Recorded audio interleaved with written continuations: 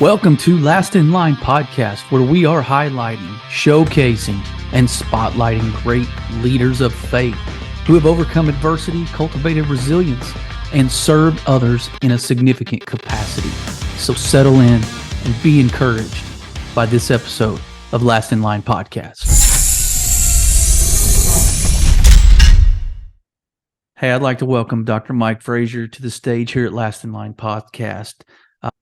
Mike completed his psychiatric residency training at UC Irvine, attended UCLA Medical School, graduated from Brigham Young University, magna cum laude in neuroscience.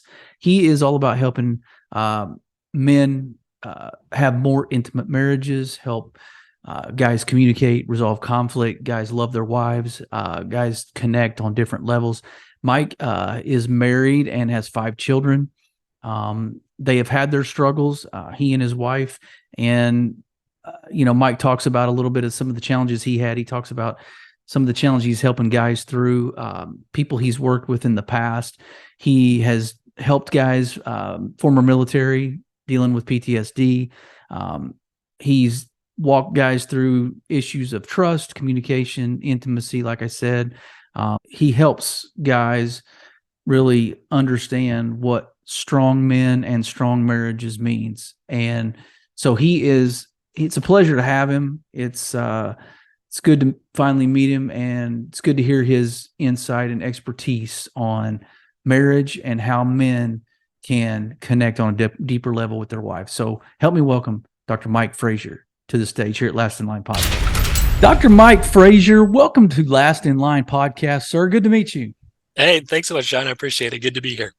I was telling you off air, I'm not real sure how we connected. I'm not real sure how I found you. I know I listened to you a while back on the Dad Edge podcast with Larry Hagner. He's been on the show a couple times. Nice. We have some of the similar audience. So we are going to be right in your wheelhouse of topics of discussion today, talking about guys, talking about faith, talking about marriage, and getting your take on some of this stuff, some hot buttons that guys are constantly kind of juggling in their heads about marriage, about their masculinity, and about just in general mental health.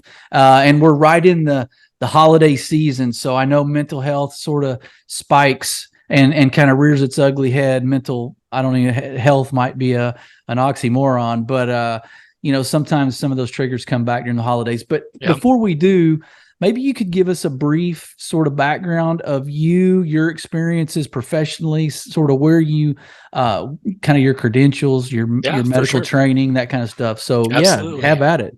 Yeah. So,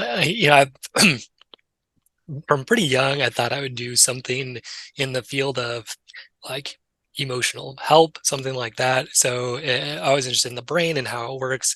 So I studied neuroscience in college, and we got to see a lot about psychology and like neuroanatomy and neurophysiology, is how your brain works. Really cool stuff. I went to medical school after that at UCLA.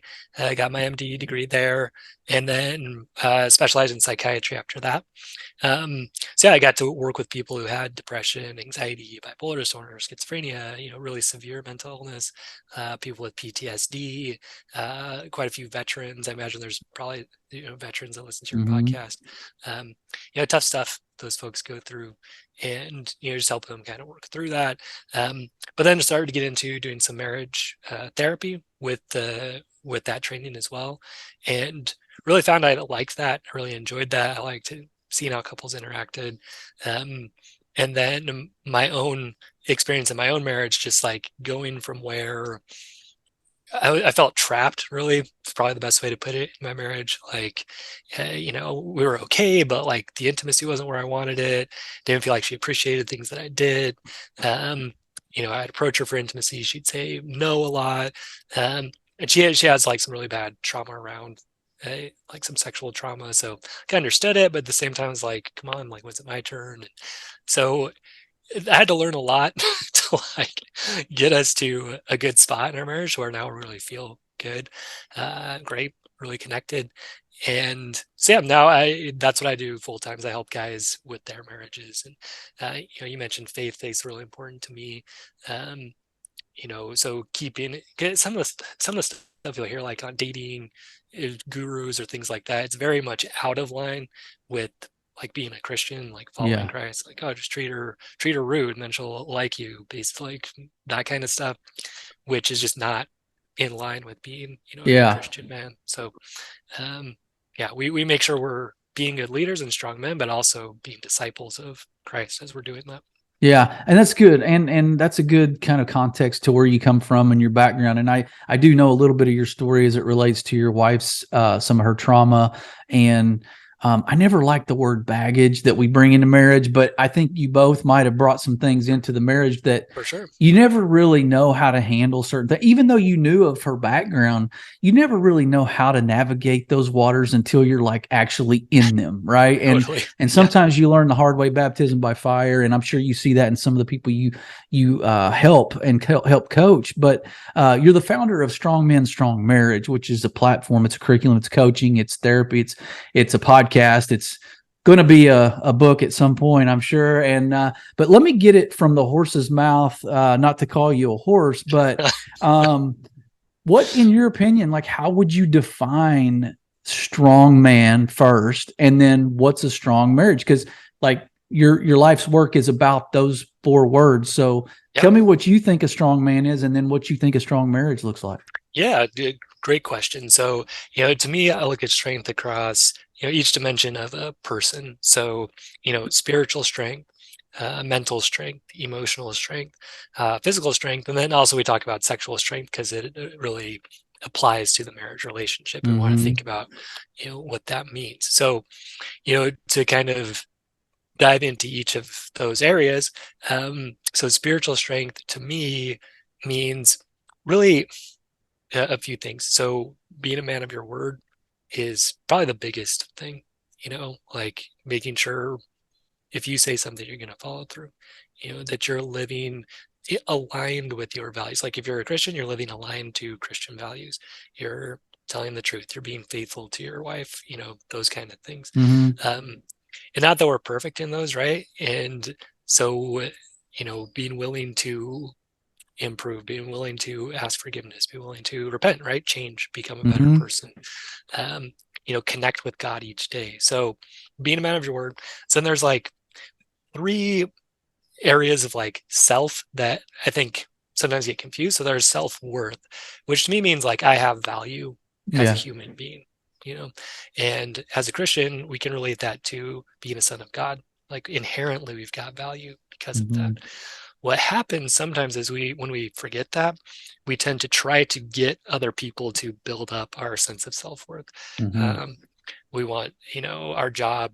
We want people to tell us how great we are at our job or how much money we make or how many friends we have. Or, in our marriage, we really rely on our wife to tell us, oh, like you're so wonderful and, to have sex with us and do these things that make us feel like, okay, like I'm okay, I'm valuable. Validated, right? Right. Yeah. Exactly. Because if we don't have that within us, we're really trying to borrow that from her. I call Mm-hmm. it the mosquito cycle. We're trying to like suck off attention, appreciation, Sure. affection, sex from her. Um, so yeah, that's to me like a spiritual weakness, right? If you don't Mm-hmm. have a strong sense of self-worth. So we build that up. So self-worth, self-esteem is to me how you think about yourself, like the words you say. Um, a lot of us, I say I work with high achieving Christian guys, but it, a lot of times we kind of beat ourselves up, right? We're like, oh man, you're so bad at that. Why'd you make that mistake? That's stupid, right? Yeah. And you could have done better. So like that internal dialogue actually becomes a problem because we're sort of down on ourselves. And it goes back to that self-worth thing. We're kind of eroding our own self-worth and then we try to borrow it from our wife and other people. Mm-hmm. Um, so that's self-esteem. So we work on, okay, like how am I speaking to myself? Am I speaking to myself kindly? Um, so self-worth, self-esteem, and then self-confidence. Self-confidence to me just means you are like that comes from pushing yourself to do hard things, right? Like accomplishing something, going Mm-hmm. out there, getting stuff done, getting more confident at skills, building your skills, that kind of thing. Um, so that's all where I would classify as spiritual strength. Yeah. But Yeah, I don't know, but Yeah, questions no, about it that? is. It's for sure. I mean, a lot of those, just all of those line up with what I think that is too. I wanted to get an idea what you thought strong, what a strong man looked like, because you're obviously trying to help build those people who are in relationships, and you're trying to get them, their marriage healthy. So what does a strong marriage to you look like? I guess Yeah. we're obviously both parties are, having that strong sense of self that you mentioned, but what else is quantifiable if it is? Yeah, sure. So the kind of along with going back to like the strong sense of self part, like being Mm-hmm. able to, so mentally strong, being able to like really see like where your thoughts are taking you and, be in charge of that emotionally, being able to not lose your temper, um, get too down on yourself, react negatively if your wife's like critical or Mm-hmm. things like that. Um, and then physically being in good physical and financial shape, Right. and then sexually really directing your sexuality in a positive way. So that's what makes a strong man. Yeah. What makes a strong marriage is, I like to talk about three pillars. So there's trust, communication, and then intimacy. So trust meaning Now, just that, hold like, on a second. Hold on. So I'm sorry. I'm interrupting you, and I did this to you, and I did this to myself. But if I'm going to break this talk up into like mental health background talk, and then marriage or manhood, and then marriage, mm, are we gonna let the cat out of the bag if we go into what you're talking about right this minute about the whole strong marriage? Do we want to save that for the end? Because I've got some questions about intimacy and trust, and we can revisit it if you want to maybe lay a foundation with that, some of that now, and then we can kind of go deeper into it later if that's cool. yeah, I mean, Okay. either way, like to me, that's the way I think about it. Yeah. Like building your own strength is across those areas, and then building a strong marriage is like those pillars, right? Trust, Yeah. communication, intimacy.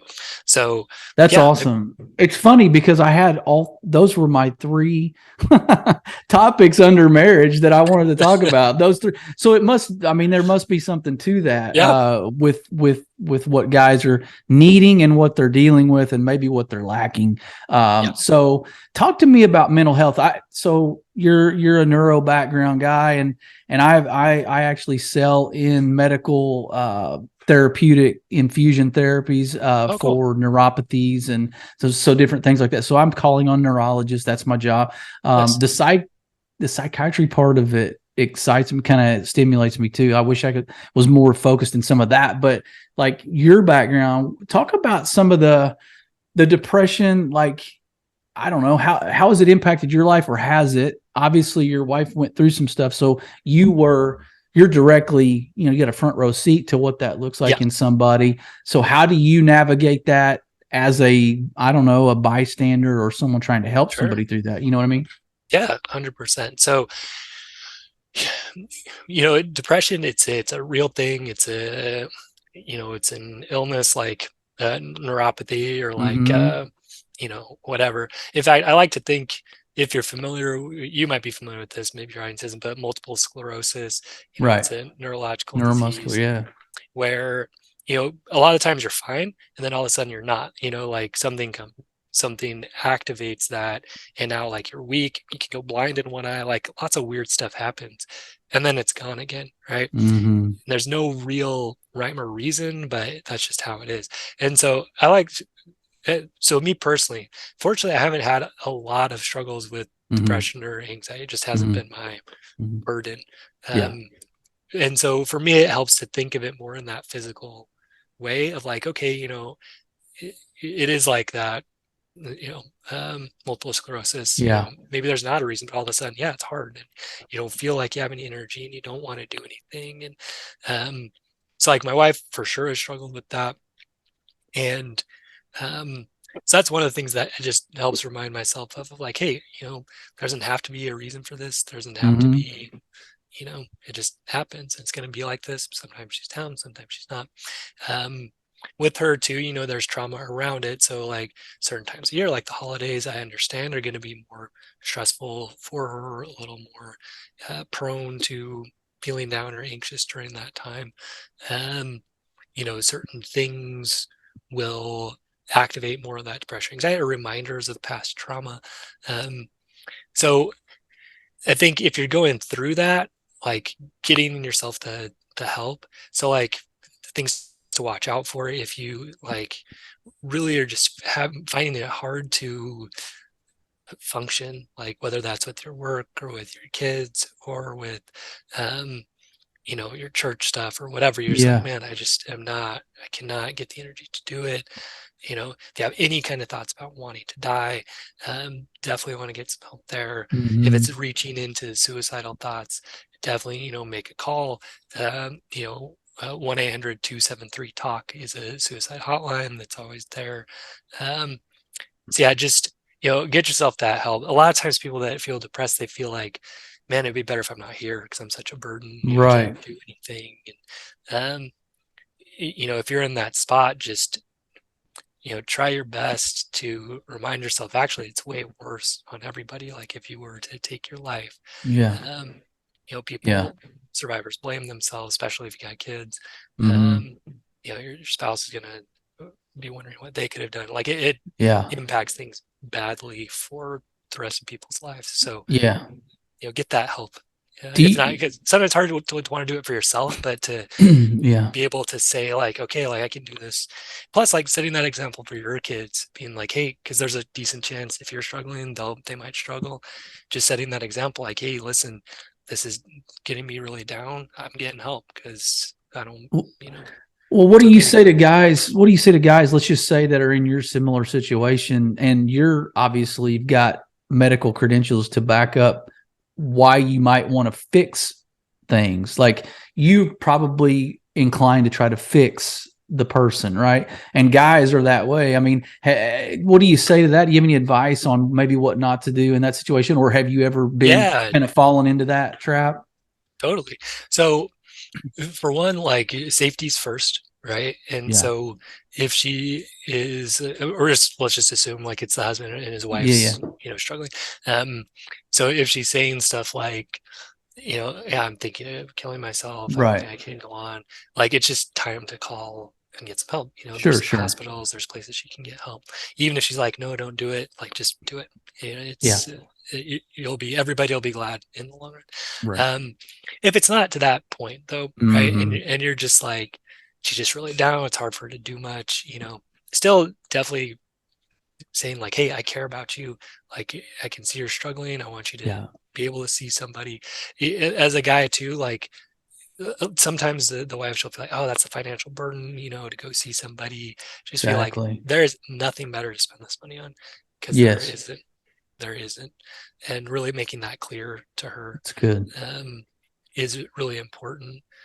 So she doesn't feel guilty about it. Yeah. She might anyway, but you want to do your best to like let her know that's not how I think about it, right? Like I don't think it's a waste of money, or like literally there's nothing better than helping you be healthy. Yeah, mentally well. I mean, that's just as detrimental to a relationship or to a way of like quality of life as a physical 100%. ailment. I mean, Oh yeah. sometimes more so because it Yep. leads to that, right? And Mm-hmm. if we kind of as we kind of transition into this next part under mental health, I have this thing with apathy that's out there, and I know that depression can trigger some of that, but that's a clinical deal where it's not just somebody's being lazy, it's literally they don't want to move. Right. But guys, talk to men, because I don't know, I just have this kind of thing, this thorn in my side for guys that just don't necessarily care to try to either make a difference or speak up or have a strong physical presence as a man of the house, a protector. I don't know. That's where I always go when I think of apathy. But, motivation versus discipline, there's guys that, you'll hear a lot of people talk about that. But what keeps somebody from, like, what is that wall that keeps them from being a disciplined person? Like, you can see people, they might be motivated for a second. We talk about New Year's resolutions. It's coming up, right? It's going to be a thing again. So we're motivated. And then a month later, we're not, right? And so discipline never kicks in. Motivation kind of breeds discipline, but where's the short in the wiring with guys when it comes to really just staying disciplined on certain things? I don't devotional, biblical strength, physical strength, those kinds of things. You have any take on that? Yeah. I mean, so the guys, the way I look at things and approach it is the results that you're getting in your life, it comes from the way you're thinking about things, right? So the way you think about things, that affects how you feel, that affects what you do. And then it also fuels like what intentions you're doing with those actions, and then the results, right? So what I would look at, taking a specific situation, someone that, will work out for a couple weeks and then stop, right? So where I'd want to go is figure out like, okay, when you're going, what are you thinking? What are you, where's your mind at? What are you believing in that moment? And then when it stops, right? What shifted? Like, what did you start believing differently? So probably probably like the most common one is what's the point, right? Yeah. Put a lot of energy in here, Because we don't see results right now, right? Yeah. Yeah. So that can be part of it. Yeah. So you start losing motivation because like and it has to do with like what result you're chasing and what your intention is behind it. So if your result is like, oh, I'm gonna get a 6-pack, right? And your intention is, get that 6-pack so you can, Yeah. I don't know, look at your friends or whatever. A lot of times that burns out because like first of all, 6-pack is really hard to get. Sure. Your body fat needs to be like so low. Yeah. And then you start questioning like, what is the point? what's the reason for putting myself through this? Yeah. So versus like if your intention with getting healthy is like, okay, you know what, I want my body to have energy. Like I want to be alive when my kids are graduate. I want to be able to play games with them. A lot of times that's more motivating to kind of like stay on track. Yeah. And again, it goes back to like what the thoughts behind it, right? Okay, I'm going to work out today because yeah, I want to be there for my kids. Like I want to have energy. I don't want to have like weird diseases as I get older. So are you saying we can cultivate discipline that's born out of initial motivation, or 100%. are people just born with this gene that they're just automatically disciplined? And it goes back to your thought of what's your why, like what's the reason for what you're doing. So we can cultivate discipline. So for those people that just say, I'm just not disciplined, we're not buying that, is what you're saying. No. I mean, like you have to make your decisions and you have to take responsibility for those decisions. Yeah. Right? That's how life is. Now, that said, kind of talking to you and like Larry and guys that are in this space, there are different personality types out there, right? Kind of like 4 main ones. So like you, me, Larry, probably a lot of guys listen to this, are more of like this what's called like a powerful choleric, like a red personality, where we like to get things done, we like to accomplish, we like to achieve. That's kind of what fuels us, right? Versus some people are like more of a yellow personality. They just like to have fun, they like to laugh, they like to play, right? They might say they're not as disciplined. There's like a white or like a white type personality where they're just kind of like go with the flow. They don't really care about accomplishing anything, and that's just their personality, right? Okay.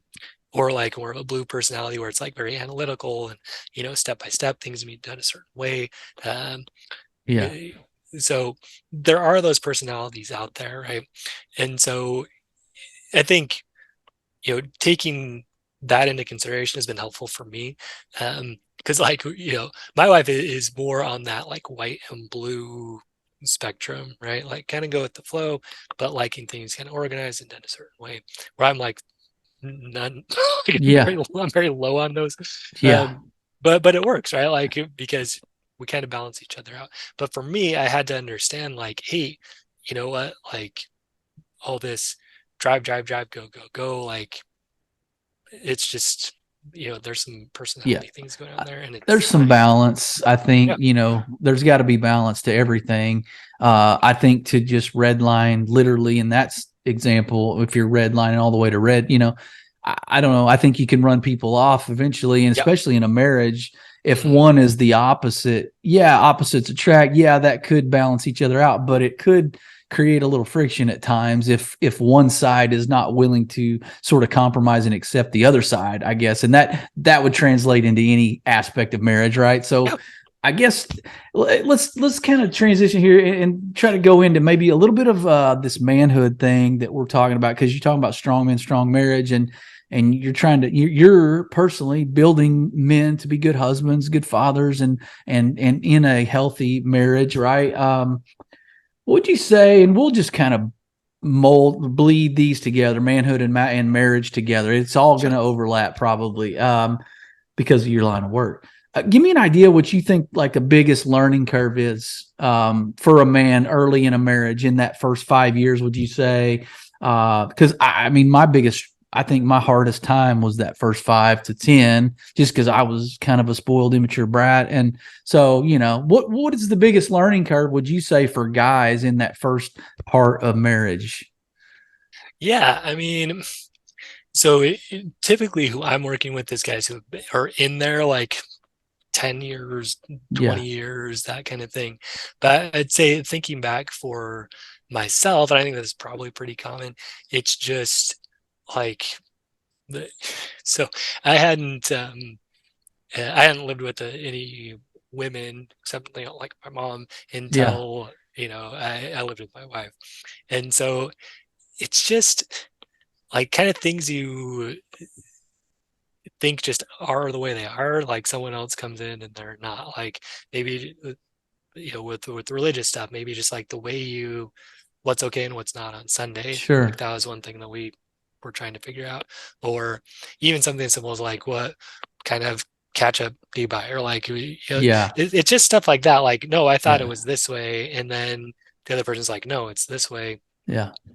And what ideally is happening during that time is you're learning to listen to her opinions on it, express yours, and find something that works for both of you. Yeah. Right?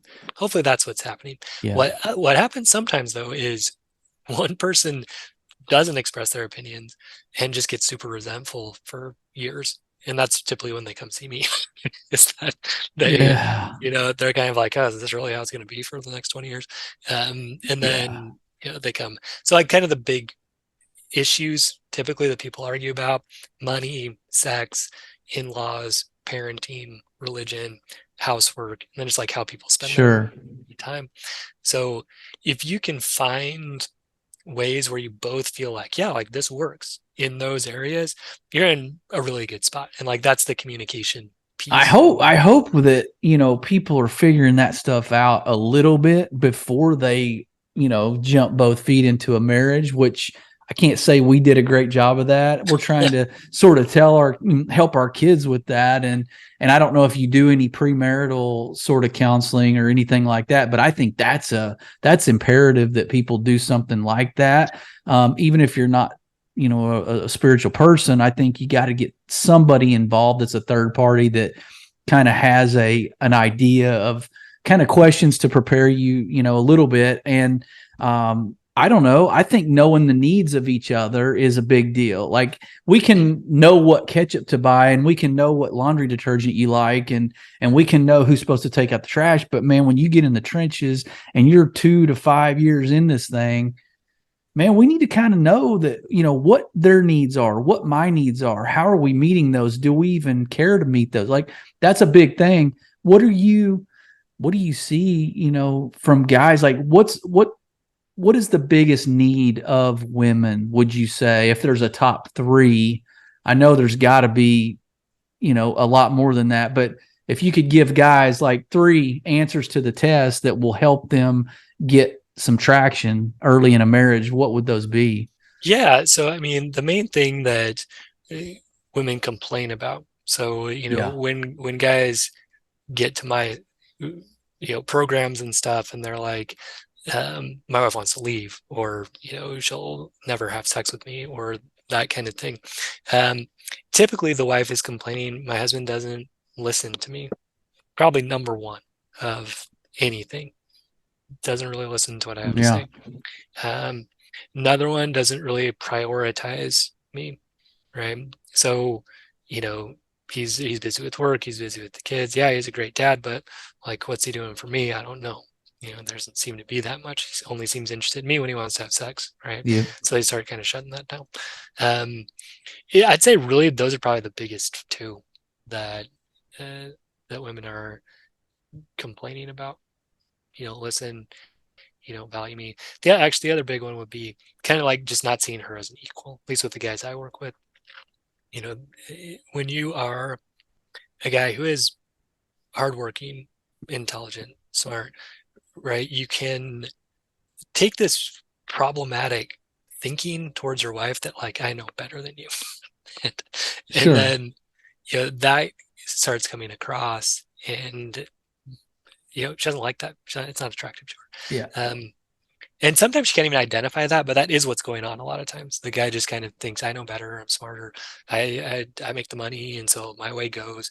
And so just kind of like an inequality, which sort of ties back to not listening. It's just a little bit different in the Yeah. sense of like being Yeah. feeling Well, superior. and that's the same guy that takes the scripture of wives submit to your husbands, but he doesn't read the part that says husbands love your wives like Christ loved the church. Like Right. that's the same guy that looks at Right. one of those, but not both. Right. So when you're talking about what you just said are her biggest complaints, I think those maybe are just a symptom of the underlying need. Like if you're talking about intimacy, non-physical, and then I've always heard that a woman's number one need is security.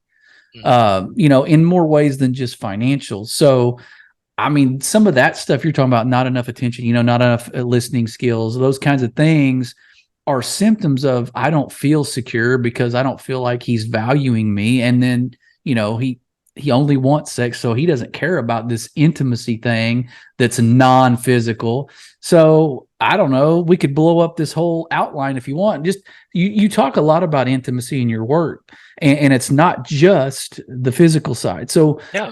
guys listening to this, I mean, I've talked about it before, but I don't know that we have a natural inclination to wrap our brain around this other part of intimacy. So give us some context of just all the levels of it. Hey, before we get back to the conversation here with our guest, I want to thank one of our sponsors, a new partner, Uncommon, which is a ministry that is equipping and empowering great men to become the husbands, the fathers, and leaders they were called to be. Go to uncommon.org. That's UNCOMMEN.org. Check out their content. Go to YouVersion, download their devotionals. Great team, great people, great men, and they're out there for you. They're out there with great content, and they're out there to encourage us to be the men we were called to be. So I want to thank TJ and his team at Uncommon. So now let's get back to the conversation with our great guest here at Last in Line Podcast. So, kind of talking about what you said about feeling secure is, really important. Like a woman needs to know that you're going to take care of her physically, right? And typically we understand that as guys, like, yeah, I'll provide if someone comes to my house, I'll shoot him, like that kind of like we're okay with that. But you also want to know you're going to take care of her heart, right? And so what that means more than anything is like I'm going to listen, right? I'm going to try to understand your perspective. I'm going to value you. I'm going to honor you, right? Guys, a lot of times they're not as good at that, right? And part of it does come back to what you said as far as, your wife comes to you with a problem and you're kind of geared towards, okay, she's bringing this to me because she wants me to fix it, right? Versus she's actually coming to you because she just wants to know that you care about her. There's the listening part. Yep. Just listen, right? Mm-hmm. Yeah. And so the way I look at intimacy, right? So you got to have trust first and safety first. And so, that comes from you keeping your word, right? Being honest, manage your own emotions. You're not freaking out, right? Because if you are losing your temper all the time, or like she turns you down for sex and you're like pouting like a baby, she's not going to feel comfortable sharing deeper stuff with you, right? Yeah. And so now you're stuck, right? You're stuck because you haven't moved past trust, right? It's not there. But when she can start trusting you, then you can start building mental and emotional intimacy through communication. Yeah. And what does that mean? It means you get good at listening to her, right? I'm not trying to fix it, but just, oh, like, yeah, you had a hard day today. Tell me about that, right? Oh, my boss, he yelled at me. And then a lot of guys, their immediate react, there's like a whole chapter on this in the book I'm putting together, but like the guy's immediate reaction is going to be, well, you should tell him to do this, or you should, like, or I'll go talk to him, right? What's his There's, number? Yeah. yeah, Yeah. right. Yeah. And then your wife's like, oh, that's great, but he doesn't listen, right? He doesn't really care. Hmm. That's what's in her journal that night. But she didn't tell you that because you had showed her Hmm. you're not there for her. You're not protecting her heart. You kind of think you are, but you're not in the way that she wants. Hmm. It's typically what's going on. So instead, she comes in, she's like, hey, I had, my boss yelled at me today. Oh man, like that's tough. What happened? Oh, this and this. And I told my wife, oh man, that's really hard. Oh, come here, let me give you a hug. Oh, Yeah. thanks. Oh wow, you really care, you really listen. It's very counterintuitive for us as guys but the fix 90% of the time, the fix is just listening and supporting her through it. And the Um, problem with what you just explained as an example of just, hey, let me give you a hug is guess what guys think of what's the next in progression from that? Oh, this is going to pay off big time, right? For you right. physically, like this hug turns into something always. I, Right. I mean, I don't know, guys. There's value in just letting it be a hug, right? 100%. And so, because yeah, same thing, right? So think from her Yeah, perspective. So yeah. she's like, oh, like, because what you just said is what I call the mosquito cycle, right? It's doing the right things, but there's strings attached, right? It's like, oh yeah, Mm-hmm. Mike, I heard this podcast too. Mike and John, they told me to just listen. Okay, I'm going to do it, and then she should have sex with me after that. Problem is, your wife can sense that, right? She For knows sure. what your intentions are. That's why I got to clean that up. So if you're in, and this is the counterintuitive thing about the whole thing, right? If you really genuinely are, hey, come here, give me a hug. Let me give you a hug. Like, I'm here for you. Do you want me to do it to your boss? Haha, no, like I can take care of it. Okay, Yeah, yeah, yeah, just like I value, I love you. She's like, okay, thanks, right? Then you leave it alone. You know, Most likely, I mean, maybe not that day, but what that builds is, again, that trust, that mental emotional intimacy. mm-hmm. And now she's far more likely to be interested in you sexually, right? Because Yeah, that's the last step, is sexual intimacy, yeah, versus when you're just going directly for it, like, oh yeah, yeah, step one, listen, step two, hug her, step three, have sex. Then she's like, this dude doesn't care, right? He only cares about sex. And actually, she's right. That's the thing. sure, absolutely. We've proven And her right. Yes. right, exactly, Yeah. exactly. And so yeah, it's counterintuitive, but the less you need that stuff from her, the more likely she's to give it. The more you are, in that mode of understanding versus fixing, the more it will fix it. It's just, Yeah. a new way of thinking. Yeah, yeah, I like that. No, that's helpful for guys because there's a lot of guys that probably conceptually know that and get it, but don't necessarily understand how to live that out because we are triggered to, or our reflex is to go to our needs, right? So I think it's really a paradigm shift of let's think about what she needs first, and in all areas. Like if we did that alone, we could probably win more times than we lose. 100%. Even excuse me, even in this next one that I wanted to ask you about, because I've been fairly bad at this, just upbringing kind of develops a style of communication in us, especially when it comes to like conflict. Like we have a raise our voice, we're going to trump this and we're going to be right and we're going to stomp on the other one kind of, verbally. And this is what you get accustomed to, and that's who you sort of become. So give us some help. Give me some help, I guess, selfishly, sorry audience, take a pause for a second if this isn't you, because I know I'm the only one that deals with this. Well, help us with like conflict resolution. Like what's a win? Like what has helped you? Because Yeah. let's face it, I'm gonna just take a safe assumption that you and your wife might have had some disagreements early in your marriage. Yeah, I mean, One or two. yesterday, like, Yeah, yeah, yeah. there's always going to be this, like, you're two different people. Winston Churchill says, if two people agree on everything, one of them is unnecessary. And that's true in marriage. So you're going to have disagreements. You're two different people. The other thing too, like you talked about needs earlier, sometimes your wife's needs are going to change over time. That's She's true. going to be interested in this, and then she's interested in this. Same with you, right? So you have to keep updating it. Yeah. But anyway, kind of coming back to your point, like how do what are the steps? So this comes from The 7 Habits of Highly Effective People by Stephen Covey. Outstanding book. But these are the concepts. So step 1 is seek first to understand, right? So she comes in the conflicts about how to hang up the Christmas lights, right? She's like, I want to hang them this way. And in your mind, you're like, I don't want to hang them this way. But instead of going straight to, no, that's not how we're doing it, this is how I want to do it, you try to understand her perspective, right? So, I like to talk about something I call ghost mode. Ghost mode means you sort of, in your mind, step out of your body, and now you're kind of in her experience. Gotcha. So, okay, now my wife's name is Elizabeth. Now I'm Elizabeth. Okay. I'm looking at these lights. Why would I want them this way? Right. So you are completely not involved at this point. You're just trying to understand her perspective. Right.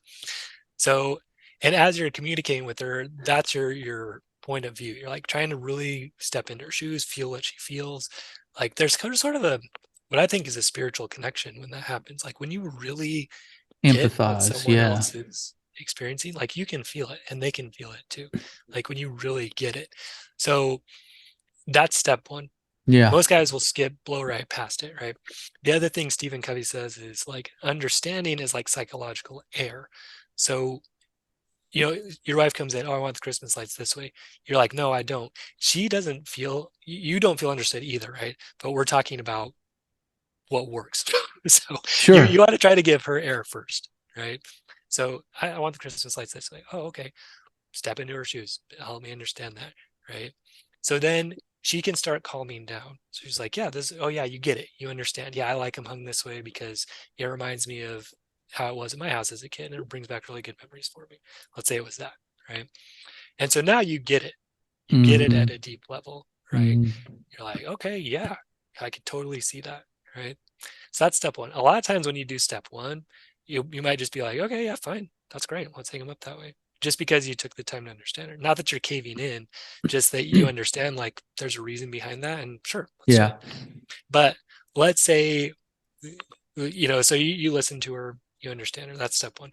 Step 2 is you seek to be understood, right? So you explain your side.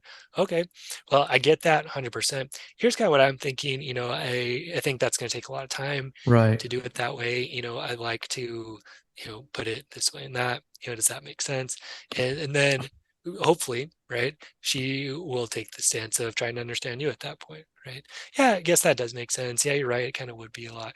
And then you try to get to win-win, right? So seek first to understand, then to be understood, get to win-win. Yeah. So now you're like, okay, well, how about we do like part this way and part that way? She's like, I don't know if that would work. How about we do it this way? And then you just kind of go back and forth until you find something that you both compromise. Yeah. Right. Yeah, that's good. Oh, go ahead. Different than compromise, where the ideal, right, is that with your two brains, you can come up with something that's even better than either one. That way one doesn't feel like they gave in so much. Right. It's like, oh, we came to this idea on our own, like together. Yeah, exactly. It's a variation of each of our ideas that became one kind of deal. Yeah. I got you. Yeah. So that's the ideal. That's perfect. That's a perfect world. I know I got guys listening going, first of all, this is real time arguing, right? I don't have time to go through these steps. Like, that's not real world. But right. No, what I would say is, how's that working for you? Yeah, right. There you go. There you go. And I'll speak from experience because, like, to your point, if I'd have just taken some time to maybe do the ghost method, like go into ghost mode, instead of beast mode, because that's where I always tried to go first. My way, I'm putting them up, I'll do it how I want type of deal. But yeah, empathy, like, try to understand and then, be understood, and hopefully you can both sort of figure it out. And I like the win-win part. I think if we go into every situation in marriage with the idea of a win-win beforehand, that probably cuts out 60% of our problems. Totally. Yeah. And that's 100% right. It's not that you just cave, right? It's not that she Right. just caves. It's that you both get heard and then you both try to find something that works for both of you. Yeah. So like with those big ones, money, sex, in-laws, parenting, religion, housework, those ones in particular, you want to find something that you both feel like, yeah, that's cool, right? That seems fair. That seems good. I like it. Yeah. That's good. No, that's perfect. I love, I mean, I know we'll talk more about where to kind of get your resources, but like, when did you say the book might be coming out? Yeah, so it'll be next year. I don't know exactly Next when. year. It Okay. depends on, the group I'm using is called Scribe Media. If Okay. anybody in the audience is interested in writing a book, they've been great. Okay. But yeah, it just kind of depends. I haven't sent in the full draft yet. Okay. Like Okay. I'm this close. I want to finish it by the end of the year. Yeah. Um, So we have time to really screw this thing up and then come back and need that book, is what you're saying. Like, we got time to just continue to derail. No, I think this is going to be a great, like, snapshot, kind of a sneak peek of what you've got coming out. I mean, this is going to help a lot of people. I mean, it's helping me. And I got just a couple more to go. I know you got a lot going on. But when we're talking about, I guess, what's one thing you would like ask or hope that guys, like, if you kind of had a crystal ball and you're like, man, I just wish guys would get this thing. Like, I wish they would just get this one or two things and understand how to implement. Like, pick a favorite kid of all your steps, of all your, I don't know, your program. Like, what, man, I just wish guys could get this. What would that yeah. be? Yeah, so like in our program, we track, like, we do a lot of work, but we track two things each day because I think they're the Okay. most important. So Cool. one is integrity. That means I said something, did I do it? Right. Or like a lot of guys that are struggling with pornography, very common thing, and Yeah. they don't Yeah. want to, right? And they're trying to figure it out. And I've got, a course, part of the course is about that. But like, did I keep my word today? How good did I do at that? Why? Yeah. Because that builds trust, right? It builds trust in you. It builds trust in other people. It builds your self-confidence, build your wife's trust in you. Yeah. So that's number one. Because look, you want to test this? Go to your wife today and be like, hey, when I tell you I'm going to do something for you, what % of the time do I do it? Right. And you're probably going to think, oh, she'll say 100, but I almost guarantee you it's not 100. Like, it's probably not. You ask your kids that same question. Hey, son, when I tell you I'm going to do something, how often do I follow through? Oh, 30%. You're like, oh crap. Yeah, that's not good. That's a loaded question, and I'm afraid to ask it now that you mention it. But I think it does vary with age. Like, some of the time, it's an honest mistake, and I Yeah. forgot, right? But no, Right. I digress. Yeah, that's a good question. I'm not going to ask it, but go ahead. But no, it's true. Like, you say you forget or whatever, but what happens? What happens is you lose confidence in yourself because you realize, actually, I'm not being a man of my word. I say I am, Yeah. but if I forget, that's not really being a man of my word. Like, Whether it's malicious or not, right? Yeah. Right. It doesn't really matter. It erodes trust, right, in yourself and other people's trust in you. So, yeah, especially with, and like, if you make a promise to the kids and then you don't do it, your wife sees that, she knows, and so then she's like, oh, he's not going to keep his promise to me either, right? Trust drops, right? Yeah. Then guess what? Mental, emotional intimacy drops. Then guess what? Sexual intimacy drops, right? It starts there. So that's number one. Wow. Number two, the other thing we track each day is listening, right? How well did I do at this ghost mode thing, right? When she came up and talked to me today, was I on my phone? Was I on my computer? Was I getting upset because she said something, right? So we just rank that each day, 1 to 5. Yeah, today I was good. I committed. I followed through. 5 being like, yeah, like 100, it was 100%, right? Listening, 1 to 5. How did I do today? Like yesterday, I ranked myself like 3 or 4, just because I was really tired. And I just, like, literally, they would say something to me and it was just like not processing.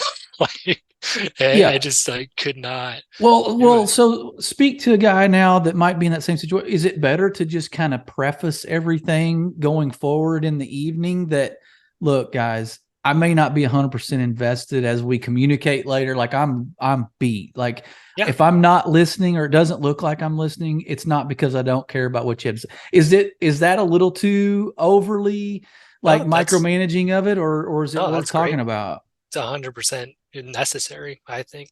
And that's what I did yesterday too. I was like, Okay.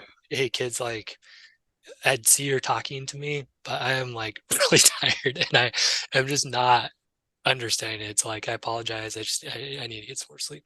And like people are understanding of that. Like Right. they'll honor that. They'll respect it.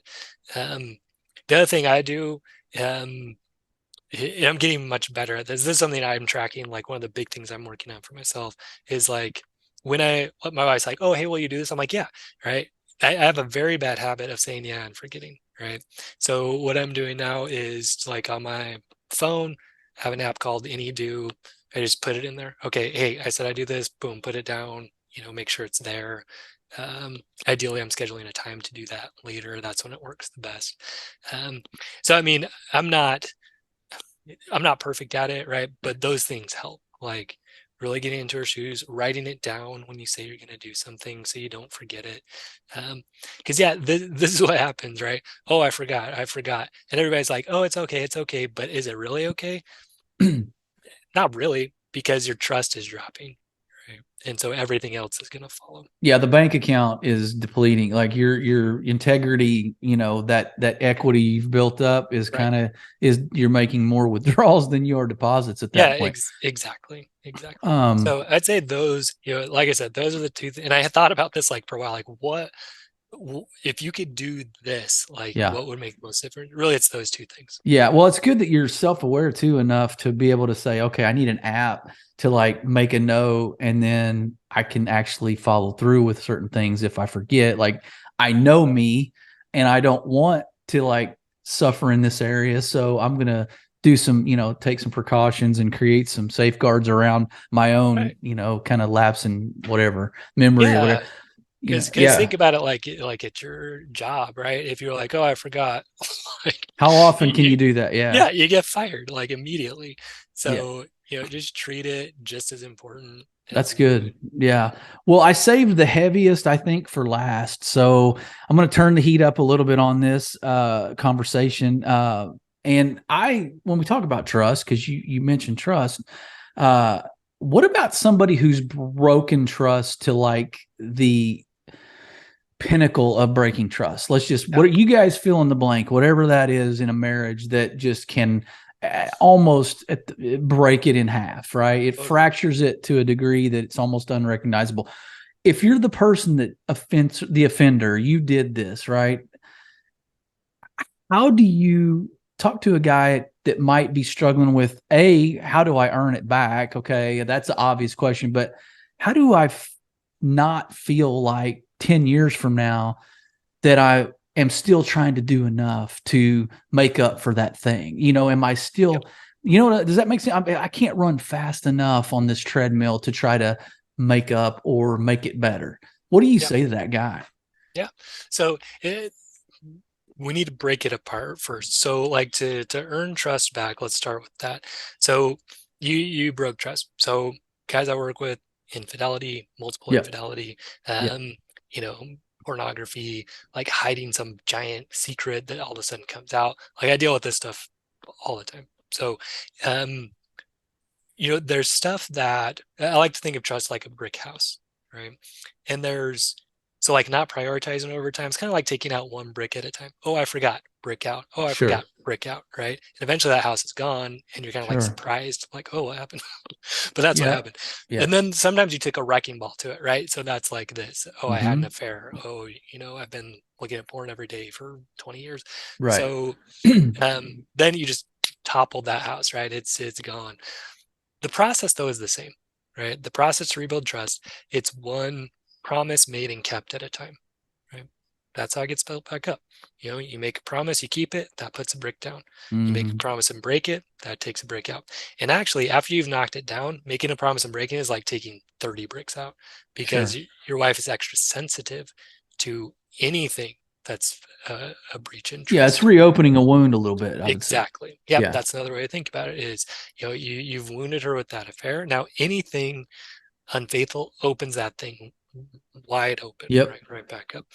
And so, yeah, you got to be extra cautious. And guys can get frustrated. Oh, like, just an affair is never going to get better, right? Which doesn't get them anywhere.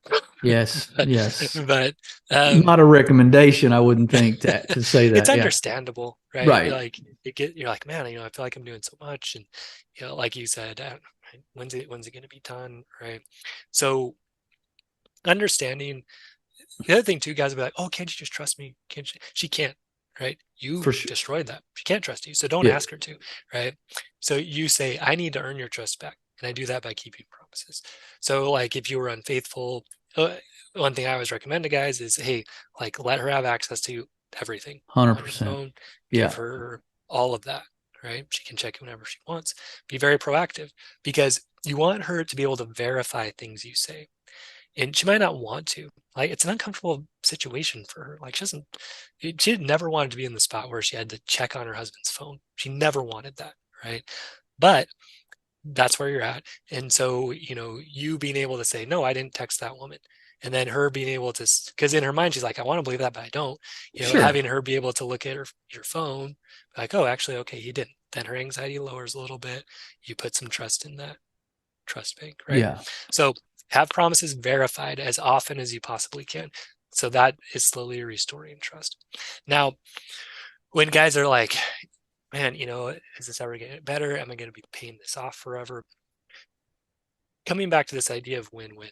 So an affair typically happens when a guy feels like he's losing in the marriage, right? We're not having sex enough. I'm not appreciated enough. So Yeah. he Yeah. goes out. So he goes outside, right, to feel like he's getting that from somewhere else. So what some guys will think is, okay, well, and so you hurt your wife obviously by doing that. It does all kinds of damage. So you come back and you're like, okay, so now so you kind of went like this, like you went above her by having an affair, Mm-hmm. so now you kind of think, okay, like now I have to really go below her, right? And I've got to Mm-hmm. earn Yeah. stuff back, and whatever she says goes, and I can't challenge her and I can't do anything, right? But what happens then is you feel like you're in the same situation that's going to make you want to have another affair, right? Sure. so Sure. so what has to happen is you need to build a new relationship. Okay. It's not like now I have to pay you back for the rest of my life. What Mm-hmm. happens is you have to get to where you both feel like you're winning, right? Mm-hmm. You have real intimacy, mental, emotional, and sexual. The other way I describe intimacy is like being willing to tell your wife something that she's not going to like, right? Mm-hmm. But that's true to you. Okay. Yeah. So, like, hey, you know what?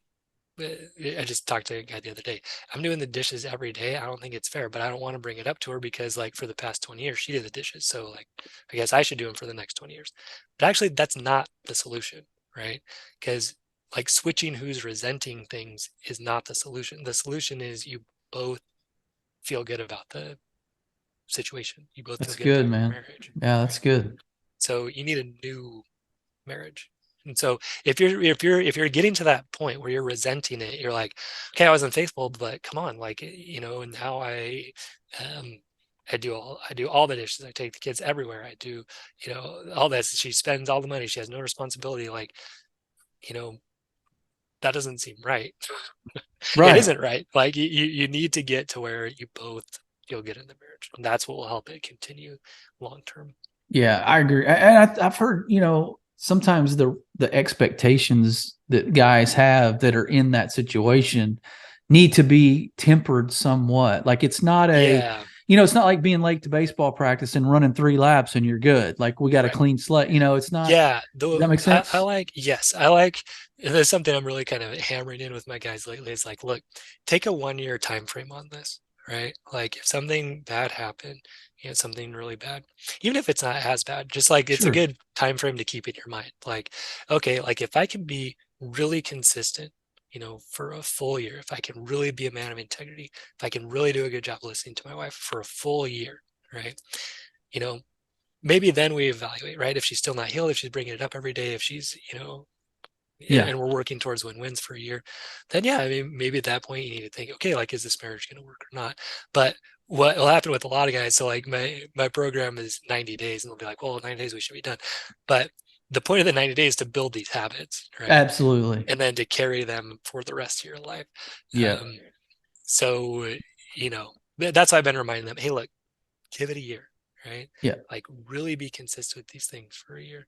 And then, Yeah, see because I think there's value in understanding what within you caused that situation to begin with. exactly. Like, not what can I do to get back to square one with her? It's let's spend some time kind of looking inward and looking in the mirror and finding out, why did I stray, or why am I terrible with money, or whatever the situation Right. is. Like, look at yourself, maybe work on yourself for that year too. Like, not try to figure 100%. her out and understand what chore is going to be the magical, the magic bean that gets me back in her good graces. I don't know that it is that, right? Would you add to that? No, I think that's the way I look at the work I do with guys, right? Is, like think of it a few ways. One is, building the strength. One is being the man that God, that your wife and kids can be proud of, right? Yeah. The other way I think about it is, look, it's up to your wife to choose you or not, right? And it's up to you to choose her or not. But your job is to be a great choice, right? That's what you can control. It's Am good. I a great choice as a husband? You have 100% control of that. And Yeah. as long as you're focusing on that, like you're not going to get all thrown off. And it's easy to get thrown off. It really is. Yeah, for You sure. know, um, oh, my wife didn't hug me today. She didn't look at me right. I'm going to give up. It's not worth it. Kind of coming back to your initial point about Yeah. discipline, right? But if your desired result, here's the thing: as soon as your desired result becomes her doing something, you Yeah. become manipulative, right? That's what happens. Oh, I just want her to love me. I just want her to hug me. I just want her to kiss me, right? When that's your desire and that's your intention to like get that from her, it drives her away because it is manipulative, it is needy, right? Versus you switch that intention to like, no, like whatever she does is fine. I'm just going to be a good husband, right? I'm just going to make sure I'm keeping my word. I'm going to make sure I'm listening to her. I'm going to make Yeah. sure I'm a good choice.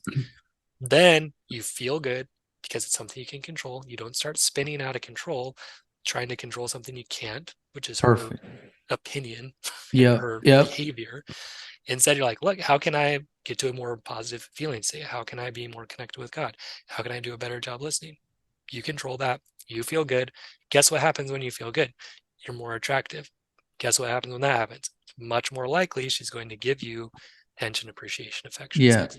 So this is what's hard because like as guys, like motivated guys, high achieving guys, we're used to here's the target, go get it, right? But with marriage, it's different, right? Like your target, if your target is, my wife loves me more, you will 100% miss it, right? Versus your target being, no, I'm going to be a great man. I'm going to be a great husband. I'm going to be a great father. I'm going to be strong mentally, emotionally, spiritually, sexually. I'm going to treat her Mm-hmm. with respect, even if she doesn't treat me with respect, right? Mm-hmm. Like Yeah. you have control over that, It's and good. then you feel good and you're attractive. Yeah, because like going in with what, when you feel good, you're more confident, and women want confident. They don't want, Yeah, this, I don't know, this timid, weak guy in the corner who's ridden with guilt, about something, that doesn't feel like he can win at anything in life. The poor me guy. You want yeah, to like work on yourself, like what you said, and then rise up, move forward. Yes, acknowledge, own whatever that thing is, and then work on ways to make yourself better. And she will watch that. But you're not doing it for her more than anything. Like, if you can make it more about making me a better man, and that's my goal, then I think that other stuff, kind of like you just said, that other stuff will happen. So, man, that's a great way to say it. I love the way you put that. And thanks for coming on today, man. yeah. My It's pleasure. It's been fun. been fun. It has, and time's flying by. I look up and I'm like, oh gosh, we've been on here a while. So tell us where to find your resources, how to hire Yeah, you if we need it, and yeah, maybe, yeah, just give us an idea about the podcast. yeah. Great. So the podcast is called Strong Men, Strong Marriages. You can find it on wherever you listen to Okay. podcasts. I recommend starting with the first 4 episodes. That'll kind of give you a sense of. We talked about some of it today, but just give you kind of an outline of the way I think about things, and then you can Mm-hmm. kind of jump around from there to Mm-hmm. what catches your fancy.